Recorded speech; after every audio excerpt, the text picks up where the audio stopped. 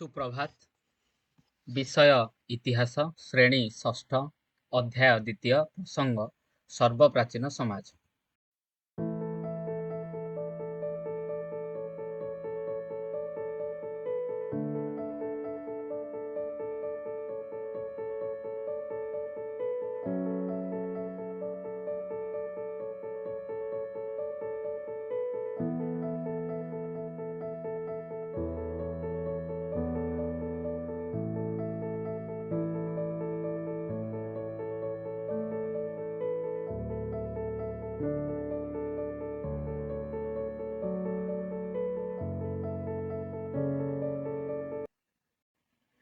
सुप्रभात पिलेमाने आज आमे तुम इतिहास बहिर सर्वप्राचीन समाज विषय किछि आलोचना करिबा।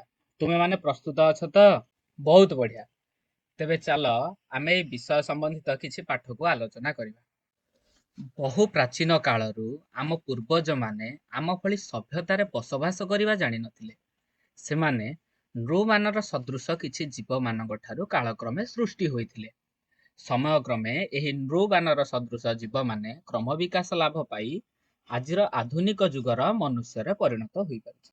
अर्थात आगामी काल रे जेतेबेले सभ्यतार सृष्टि होई नथिला, नृबानररू आदि मानव मानकर सृष्टि समय रे जीव माने एक भिन्न धरणर जीवन यापन करुथिले। सेही समय रे ना से माने कथावार्ता करि पारुथिले, ना से माने सभ्यता करि बसवास करि पारुथिले।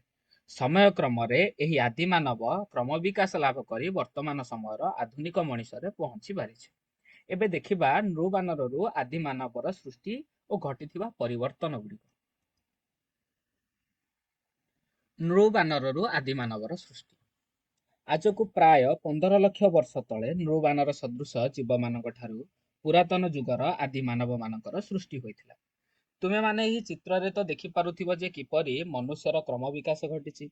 प्रथमे आमे चारि गोड़े चलुथिले, क्रमशः परिवर्तन घटी दुई गोड़े आमे चलिबा शिखिले और अन्य दुई गोड़ हाथ रे परिवर्तन घटिथिला।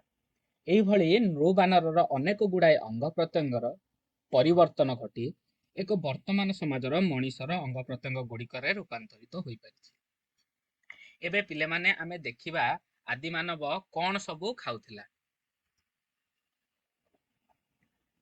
कहिलो देखि एई चित्र रे कोन सबु देखुछ? सार एही प्रथम चित्र रे आदि मानव गछर चेर और डाल छिंडाई खाउछि एवं द्वितीय चित्र रे से जंगल रु फलमूल गुड़िक संग्रह करी निजरा खाद्य रूपे ग्रहण करुछि। बहुत सुंदर। एबे आमे जानि परिले आदि मानव कोन खाउथिला? हां सर। हाँ, आदि मानव सेतेबेले जंगल रे रहुथिला। तेणु से जंगलरू फलमूल और गछर पत्र डाल चेर इत्यादि को निजर खाद्य रूपे ग्रहण करुथिला। एबे परवर्ती चित्रटी देखि कहिलो एठारे कोन सब आमे देखुचे? सार एही चित्र दुईटी रे आदि मानव माने एक हाथी और एक हरिण को शिकार करुथिबार दृश्य अछि। अति सुंदर। अच्छा, तुमे माने एहा देखि किछि चिंता करि पारुछ आदि मानव काहे केही जीव मानक शिकार करुछि? सर तार खाद्य पाई। बहुत बढ़िया।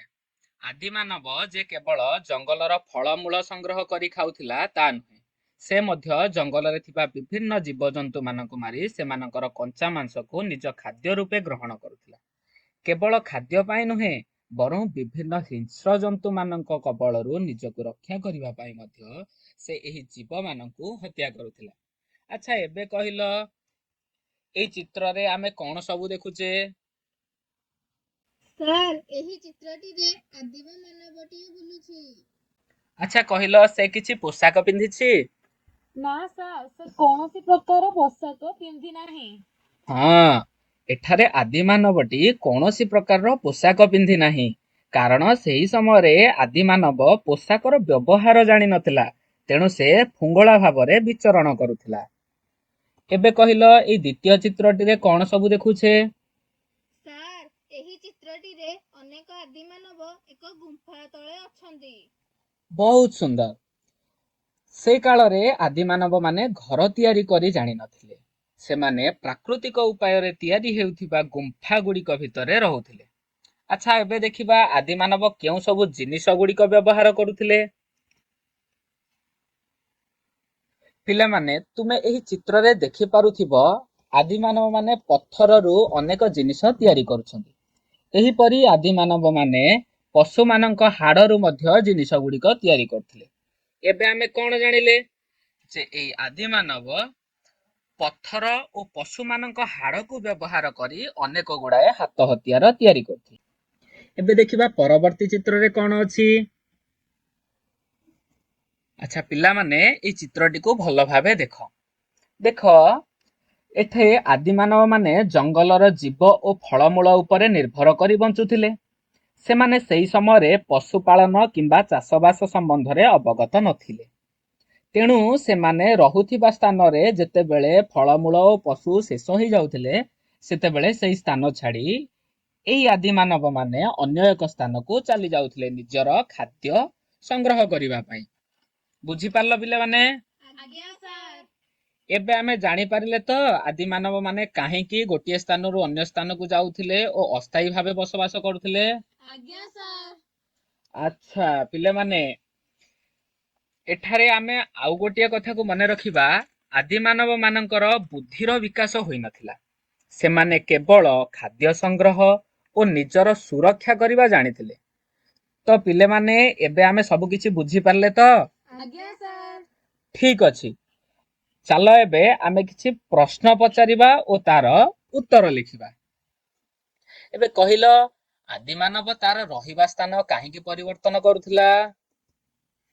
ଗୋଟିଏ ସ୍ଥାନରେ ଶିକାର ବା ଫଳମୂଳର ଅଭାବ ହେଲେ ଆଦିମାନବ ଅନ୍ୟ ସ୍ଥାନକୁ ଯାଉଥିଲେ।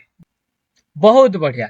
ଆଦିମାନବ ତାର ରହିବା ସ୍ଥାନକୁ ବାରମ୍ବାର ପରିବର୍ତ୍ତନ କରୁଥିଲା, କାରଣ ସେ ଯେଉଁ ସ୍ଥାନରେ ରହୁଥିଲା ସେଇ ସ୍ଥାନରେ ତାର ଶିକାର ଓ ଖାଦ୍ୟ ସରିଯିବା ପରେ ସେ ଅନ୍ୟ ଏକ ସ୍ଥାନକୁ ଚାଲି ଯାଉଥିଲା। ଏବେ ପରବର୍ତ୍ତୀ ପ୍ରଶ୍ନଟିକୁ ଦେଖିବା।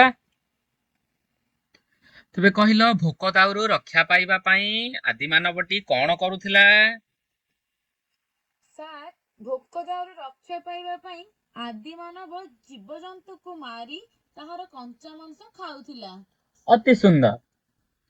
ଭୋକ ଦାଉରୁ ରକ୍ଷା ପାଇବା ପାଇଁ ଆଦିମାନବଟି ଜୀବଜନ୍ତୁକୁ ମାରି ତାହାର କଞ୍ଚା ମାଂସ ଖାଉଥିଲା। ଆଚ୍ଛା ସେ କଞ୍ଚା ମାଂସ କାହିଁ ଖାଉଥିଲା କହିବ? ସାର୍, କାହିଁକି ନା ସେ ନିଆଁର ବ୍ୟବହାର ଜାଣିନଥିଲା। ଆଚ୍ଛା, ଆଦିମାନବଟି ସେତେବେଳେ କୌଣସି ପ୍ରକାରର ନିଆଁର ବ୍ୟବହାର ଜାଣିନଥିଲା କି ତାକୁ ରୋଷେଇ ଆସିନଥିଲା। ତେଣୁ ସେ କଣ କରୁଥିଲା? ଜୀବଜନ୍ତୁଙ୍କୁ ମାରି ତାର କଞ୍ଚା ମାଂସଟିକୁ ଖାଉଥିଲା। ଆଚ୍ଛା ଏବେ କହିଲ ସେମାନେ ପୋଷାକ ପରିଧାନ କରୁନଥିଲେ କାହିଁକି? ବସ୍ତ୍ରର ବ୍ୟବହାର ସେମାନେ ଜାଣିନଥିଲେ, ତେଣୁ ଆଦିମାନବ ପୋଷାକ ପରିଧାନ କରୁନଥିଲା। ବହୁତ ସୁନ୍ଦର। ଆଦିମାନବ ମାନେ କୌଣସି ପ୍ରକାର ବସ୍ତ୍ରର ବ୍ୟବହାର ଜାଣିନଥିଲେ, ତେଣୁ ସେମାନେ କୌଣସି ପ୍ରକାରର ପୋଷାକ ପରିଧାନ କରୁନଥିଲେ। ଚାଲ ଏବେ ଆମେ ଭିନ୍ନ ଏକ ପ୍ରକାରର ପ୍ରଶ୍ନ ଦେଖିବା। ଏବେ ଆମେ ଶୂନ୍ୟ ସ୍ଥାନ ପୂରଣ କରିବା। କହିଲ ଦେଖି ଆଜକୁ ପ୍ରାୟ ଡ୍ୟାସ ବର୍ଷ ତଳେ ଆଦିମାନବ ମାନେ ସୃଷ୍ଟି ହୋଇଥିଲେ? 15 ଲକ୍ଷ ବର୍ଷ ତଳେ। ଅତି ସୁନ୍ଦର। ଆଜକୁ ପ୍ରାୟ 15 ଲକ୍ଷ ବର୍ଷ ତଳେ ଆଦିମାନବ ମାନେ ସୃଷ୍ଟି ହୋଇଥିଲେ। ପରବର୍ତ୍ତୀ ପ୍ରଶ୍ନଟି ଦେଖିବା। ଆଦିମାନବ ମନର ଭାବ ଡ୍ୟାସ ସାହାଯ୍ୟରେ ପ୍ରକାଶ କରୁଥିଲା? ସେ ଠାର ବା ସଂକେତ ମାଧ୍ୟମରେ। ଠିକ କହିଛ ତୁମେ। ଆଦିମାନବ ମନର ଭାବ ଠାର ବା ସଂକେତ ସାହାଯ୍ୟରେ ପ୍ରକାଶ କରୁଥିଲା। ଏବେ ପରବର୍ତ୍ତୀ ପ୍ରଶ୍ନଟି ଦେଖିବା। ସେମାନଙ୍କର ବୁଦ୍ଧି କେବଳ ଡ୍ୟାସ ଓ ଡ୍ୟାସ ପର୍ଯ୍ୟନ୍ତ ସୀମିତ ଥିଲା? ଖାଦ୍ୟ ସଂଗ୍ରହ ଓ ନିଜର ସୁରକ୍ଷା କରିବା ପର୍ଯ୍ୟନ୍ତ। ଅତି ସୁନ୍ଦର। ସେମାନଙ୍କର ବୁଦ୍ଧି କେବଳ ଖାଦ୍ୟ ସଂଗ୍ରହ ଓ ନିଜର ସୁରକ୍ଷା ପର୍ଯ୍ୟନ୍ତ ସୀମିତ ଥିଲା। ଏବେ ଜାଣିପାରିଲେ ତ ଆଜକୁ ପ୍ରାୟ 15 ଲକ୍ଷ ବର୍ଷ ତଳେ ଆଦିମାନବ ମାନଙ୍କର ସୃଷ୍ଟି ହୋଇଥିଲା। ଆଦିମାନବ ମାନେ ମନର ଭାବ ଠାର ବା ସଂକେତ ସାହାଯ୍ୟରେ ପ୍ରକାଶ କରୁଥିଲେ ଓ ସେମାନଙ୍କର ବୁଦ୍ଧି କେବଳ ଖାଦ୍ୟ ସଂଗ୍ରହ ଓ ନିଜର ସୁରକ୍ଷା ପର୍ଯ୍ୟନ୍ତ ସୀମିତ ଥିଲା। ଆଚ୍ଛା ଏବେ ଆମେ ଯାହା ପଢିଲେ ତାକୁ ପୁଣି ଥରେ ଟିକେ ମନେ ପକେଇଦବା। ପୁରାତନ ଯୁଗରେ ଯେତେବେଳେ ନୃବାନର ସଦୃଶ କିଛି ଜୀବ ମାନଙ୍କ ଠାରୁ ଆଦିମାନବ ମାନେ ସୃଷ୍ଟି ହୋଇଥିଲେ, ସେମାନେ ସଭ୍ୟତାରେ ରହିବା ଶିଖିନଥିଲେ କି କଥାବାର୍ତ୍ତା କହିବା ମଧ୍ୟ ଶିଖିନଥିଲେ। ସେମାନେ ନିଆଁର ବ୍ୟବହାର ମଧ୍ୟ ଜାଣିନଥିଲେ। ତେଣୁ ସେମାନେ ଜଙ୍ଗଲରେ ଜଙ୍ଗଲଜାତ ଦ୍ରବ୍ୟ ଯେମିତିକି ଫଳ, ମୂଳ, ପତ୍ର, ଚେର ଇତ୍ୟାଦି ଖାଇ ବଞ୍ଚୁଥିଲେ ଏବଂ ଜୀବଜନ୍ତୁ ମାନଙ୍କୁ ମଧ୍ୟ ମାରି ତାର କଞ୍ଚା ମାଂସ ଖାଉଥିଲେ। ଆଉ ରହୁଥିଲେ କେଉଁଠି ନା ସେମାନେ ଜଙ୍ଗଲରେ ଯେଉଁ ଗୁମ୍ଫା ଗୁଡିକ ଥିଲା, ପ୍ରାକୃତିକ ଉପାୟରେ ଯେଉଁ ଗୁମ୍ଫା ଗୁଡିକ ତିଆରି ହେଇଥିଲା ସେଇ ଗୁମ୍ଫା ଗୁଡିକରେ ରହୁଥିଲେ। ଯେତେବେଳେ ଗୋଟିଏ ସ୍ଥାନରେ ସମସ୍ତ ଖାଦ୍ୟ ସରି ଯାଉଥିଲା, ଏହି ଆଦି ମାନବ ମାନେ ଗୋଟିଏ ସ୍ଥାନରୁ ଆଉ ଗୋଟିଏ ସ୍ଥାନକୁ ନିଜର ସ୍ଥାନ ପରିବର୍ତ୍ତନ କରୁଥିଲେ। ଏହି ସବୁ ଜିନିଷକୁ ଆମେ ଭଲ ଭାବେ ବୁଝିଗଲେ। ଆଜ୍ଞା ସାର୍। ପରବର୍ତ୍ତୀ କ୍ଲାସରେ ଆମେ ଦେଖିବା ଯେ ଆଦି ମାନବ ମାନେ କେଉଁ ସବୁ ଅସ୍ତ୍ରଶସ୍ତ୍ର ବ୍ୟବହାର କରି ଏଇ ଜୀବମାନଙ୍କୁ ମାରୁଥିଲେ, କେମିତି ଭାବରେ ସେମାନେ ନିଜର ଜୀବନ ଯାପନ ପ୍ରଣାଳୀକୁ ଆଗକୁ ବଢେଇଥିଲେ, ସମୟ କ୍ରମେ କେମିତି ଭାବେ ସେମାନେ ସବୁ ବର୍ତ୍ତମାନ ସମାଜର ଆଧୁନିକ ଯୁଗର ମଣିଷ ଭାବରେ ପରିବର୍ତ୍ତନ ହୋଇପାରିଛନ୍ତି। ତ ଆମେ ସବୁ ବୁଝିପାରିଲେ ଆଜିର କ୍ଲାସ? ଆଜ୍ଞା ସାର୍। ଆଚ୍ଛା, କ୍ଲାସଟି ତୁମ ମାନଙ୍କୁ କେମିତି ଲାଗିଲା? ସାର୍ ବହୁତ ବଢିଆ। ଆଚ୍ଛା, ତୁମ ମାନଙ୍କୁ ଗୋଟିଏ ଗୃହ କାର୍ଯ୍ୟ ଦେବି, ତାକୁ ଲେଖି ଆଣିବ। ଆଜ୍ଞା ସାର୍। ଏବେ ଆମେ ଜାଣିଲେ ଯେ ଆଦି ମାନବର ଜୀବନ ଯାପନ ପ୍ରଣାଳୀ ବିଷୟରେ, ସେ କଣ ଖାଉଥିଲା, କେଉଁ ସ୍ଥାନରେ ରହୁଥିଲା ଏବଂ କେମିତି ଭାବରେ ସେ ତାର ଜୀବନ ଯାପନ କରୁଥିଲା। ଏବେ ଆମେ ସାଧାରଣ ସମାଜରେ ମଣିଷ ମାନଙ୍କୁ ଦେଖୁଛେ, ଆମର ଖାଇବା, ରହିବା, ଚାଲିଚଳଣି ସବୁ ବିଷୟରେ ଆମେ ଜାଣିଛେ। ତ ପୁରାତନ ଯୁଗର ଆଦି ମାନବ ଓ ବର୍ତ୍ତମାନ ସମାଜର ମଣିଷ ମଧ୍ୟରେ ଆମେ ପାର୍ଥକ୍ୟ ଲେଖିପାରିବା?